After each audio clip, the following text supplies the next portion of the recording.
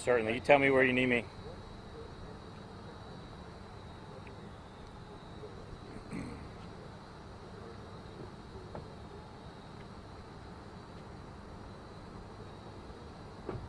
Pretty good? Yep. All right. Go ahead. All right. So we're out here, still at the scene. It's still an active scene. It's still in the recovery process. A lot of the preparation work is going on right now. We had to remove some trees. Contractors are out here stabilizing the ground. We've got a light pole that we're taking down to get out of the way with assistance from Duke Energy in preparation for the next piece of equipment that's en route. We have a large excavator that's on its way from the middle of the state. We expect it to arrive sometime in the middle of this afternoon. Once that equipment is here and set up, it will begin working on the building. We're going to start from the top down as the safest way for us to proceed with this operation at that time. This machine, it's as large as it is, it's going to be used in a very delicate manner. We've got skilled operators that are on scene with a lot of experience in operations such as this. This equipment will actually start removing from the top down chunks of concrete into the building about the size of a football. Our goal here is to prevent any secondary collapses. The stairway is still very unstable, which is why we cannot put crews inside. At this point, we do not believe that the victim has survived this tragic accident. The family has been informed. The one thing the family's asked for, and I'm going to ask all of you, is to please respect their privacy and please give them their space.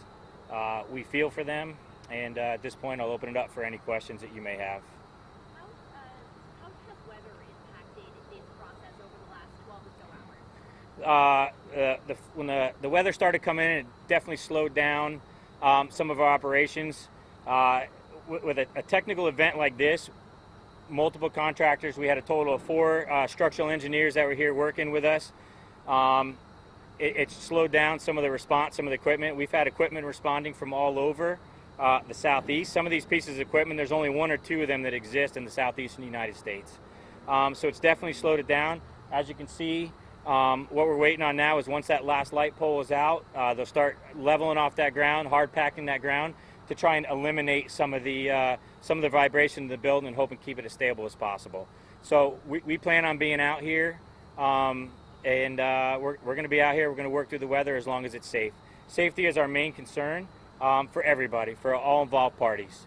Once the excavator gets here and once it starts, it's not going to stop until we're done. Once they get all the concrete above, once it's out of the way, the Pinellas County Technical Rescue Team, Clearwater Fire and Rescue, will then go in there and remove that last piece of concrete landing that fell. No, we're not at this time. So. What about the businesses, the employees who had their cars in the parking garage? Did they have to leave their cars, or were they allowed to remove them? We have, in just 10 minutes ago, we removed more cars. Some of the employees from the 2 businesses that were affected, they left yesterday. It sounds like they may have Ubered home. So we have been trying to contact them. The employers are contacting them to get their and back out here. We're assisting them. We have firefighters on scene that are going into the parking garage. All vehicles other than the one corner where the stairwell is have been informed that they will be allowed to remove their vehicles. So we have a lot of the vehicles out, and up until the excavator gets here and starts working, we're still going to continue to try and get cars out. Out of respect of the family, but can you tell us male or female and the age? A 23-year-old male. I know you said yesterday that there was some help of a private contractor here. Can you talk to me about why the decision was made and what specialties that they offer? We have several private contractors that are here. So we had representatives from the USAR team. They were out here. They have obviously experience with events like this. But at the end of the day, for safety reasons, we had to have a private building engineer that had to come out and kind of take responsibility for that with their expertise. So at that point, obviously, Clearwater Fire Department, we don't own the specialty equipment. And really, the specialty equipment needed doesn't even exist in Pinellas County, which is why it's coming from as far away as it is. So I know that yesterday you were updating the family step by step about the way the procedure was going to go. How did they react? About as well as expected. I think they're appreciative that they are being updated. That's my goal. That's why I was a little bit late getting over here. Was talking to the family and let them know. That way they're hearing it directly from us and not from the media. Yesterday it was mentioned that Clearwater was looking into the history of this building, the inspection reports, that kind of thing, if a permit had been pulled for this work. Did you guys get any answers? I don't have that information at this time. I'll be honest with you. From the fire department's perspective, all we're concerned with is the ongoing operation here, the recovery operation.